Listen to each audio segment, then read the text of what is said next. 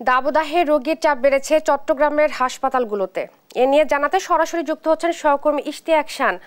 ইশতিয়াক, সবশেষ খবরাখবর আমাদেরকে জানাবেন। ধন্যবাদ আপনাকে। আসলে চট্টগ্রামের বেশিরভাগ হাসপাতালগুলোতে কিন্তু যে শিশু রোগীদের চাপ সেটি আসলে চোখে পড়ার মতো। সেই ক্ষেত্রে আমি এই মুহূর্তে আছি চট্টগ্রাম ও শিশু হাসপাতালে।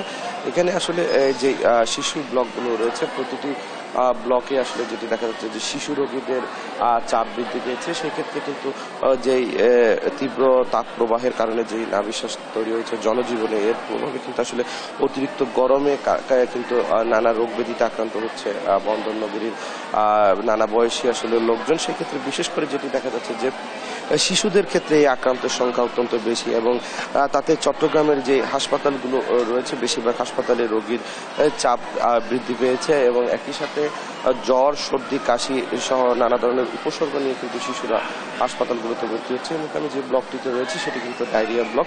এই ক্ষেত্রে এই তীব্র গরমে কিন্তু ডায়রিয়ার যে প্রাদুর্ভাব সেটিও কিন্তু আসলে অনেকাংশে বেড়েছে, এবং একই সাথে যে চর্মরোগীর সংখ্যা সেটিও কিন্তু অনেকাংশে বেড়ে গিয়েছে। তীব্র গরমে কিন্তু শরীর থেকে প্রচুর পরিমাণ লবণ ও পানি বেরিয়ে যায়, এবং অতিরিক্ত তাপের কারণে কিন্তু শিশুদের শরীর থেকে যেই ঘামের সৃষ্টি হচ্ছে, এবং সেক্ষেত্রে তাদের পানি শূন্যতা তৈরি হচ্ছে তাদের শরীরে, এবং অতিরিক্ত গরমের কারণে টাইফয়েড এবং পানিবাহিত বিভিন্ন রোগ, হেপাটাইটিস, জন্ডিস, এই ধরনের রোগগুলো আসলে কিন্তু প্রাদুর্ভাব বৃদ্ধি হচ্ছে। এবং একই সাথে যে চিকিৎসকরা রয়েছেন তারা যেটি বলছেন যে গরমের কারণে যে শিশুদের যে ঘামের থেকে কিন্তু আসলে তাদের শরীরে কিন্তু নানা ধরনের যে চর্মরোগ সেটি চর্মরোগের আসলে দেখা দিচ্ছে, এবং এই ক্ষেত্রে শিশুদের যে চর্মরোগের যে ব্লকগুলো রয়েছে সেগুলোতে কিন্তু আসলে তাদের আধিক্য দেখা যাচ্ছে। এবং চট্টগ্রামে আবহাওয়া অধিদপ্তরের সর্বশেষ তথ্য অনুযায়ী কিন্তু চট্টগ্রামে 34 ডিগ্রি সেলসিয়াস তাপমাত্রা থাকলেও কিন্তু আসলে কিন্তু যে গরমের অনুভূতি সেটি কিন্তু আসলে 38 ডিগ্রি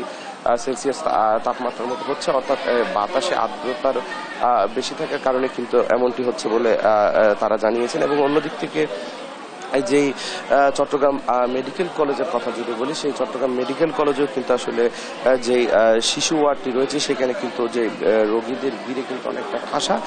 সেক্ষেত্রে শিশু ওয়ার্ডে যেই রোগীরা রয়েছেন তাদের কিন্তু আসলে যে স্থান সংকুলন সেটি হচ্ছে না, এবং অন্যদিক থেকে চট্টগ্রাম জুড়ে কিন্তু আসলে যে বিদ্যুৎ বিভ্রাটের সৃষ্টি হচ্ছে, অর্থাৎ কিছুক্ষণ পরপরই আসলে এই তীব্র গরমে দেখা যাচ্ছে যে বিদ্যুৎ থাকছে না। সেই ক্ষেত্রে যে রোগীরা রয়েছেন তারা অনেককে আসলে অভিযোগ করে যেটি বলছেন যে বিদ্যুৎ না থাকার কারণে কিন্তু শিশুদের আসলে মারাত্মক ভোগান্তি পোহাতে হচ্ছে, এবং তারা অনেকটা অসুস্থ হয়ে পড়ছেন, এবং এই তীব্র গরমে কিন্তু তারা অস্বস্তিতে ভুগছেন।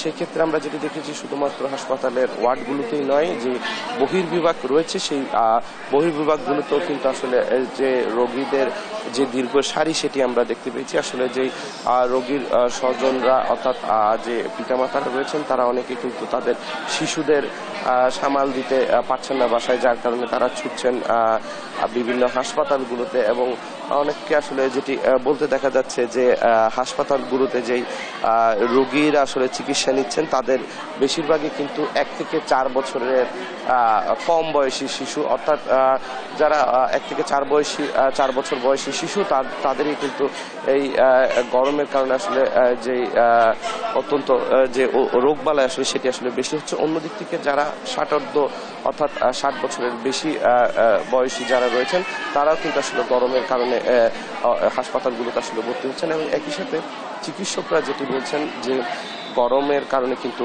যে শিশুদের যে খাদ্যাভ্যাস সেটির দিকে আসলে বিশেষ নজর রাখতে বলছেন। সেক্ষেত্রে গরমে যেহেতু যে খাদ্য আসলে যেটি তৈরিকৃত খাদ্য অর্থাৎ রান্না করা খাদ্য এটি কিন্তু আসলে একটু দ্রুতই নষ্ট হয়ে যায়, সেক্ষেত্রে সে যে কোনো খাদ্য গ্রহণের পূর্বে কিন্তু আসলে সেটির দিকে আসলে নজর দেওয়ার বিষয়টি বলছেন। অন্যদিকে গরমের সময় যেটি দেখা যায় যে রাস্তাঘাটের যে খোলা যে শরবত সহ যে ফুটপাতের যে খাদ্য সেগুলো একেবারে আসলে গ্রহণ করতে নিষেধ করছেন চিকিৎসকরা, কারণ সেগুলোতে যে স্বাস্থ্যের যে মান আসলে সেটি থাকছে না, এবং যেটি বলছেন যে এই সকল খোলা খাদ্যে কিন্তু আসলে যে স্বাস্থ্য ঝুঁকি সেটি বরাবরের মতো থেকে যাচ্ছে, এবং এর কারণে কিন্তু আসলে যে এই তীব্র গরমে কিন্তু রোগীদের যে ডায়রিয়ার যে প্রাদুর্ভাব সেটি আসলে দেখা যাচ্ছে।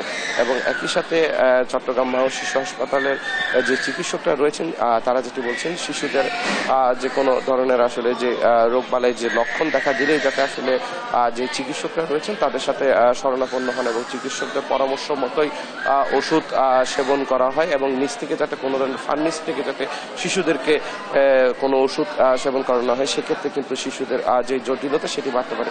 তো এই মুহূর্তে চট্টগ্রাম থেকে আমার কাছে মোটামুটি এই ছিল সর্বশেষ সংবাদ। ইশতিয়াক, আপনাকে ধন্যবাদ। চট্টগ্রাম থেকে হাসপাতালে বর্তমান পরিস্থিতি নিয়ে বলছিলেন সহকর্মী ইশতিয়াক শান।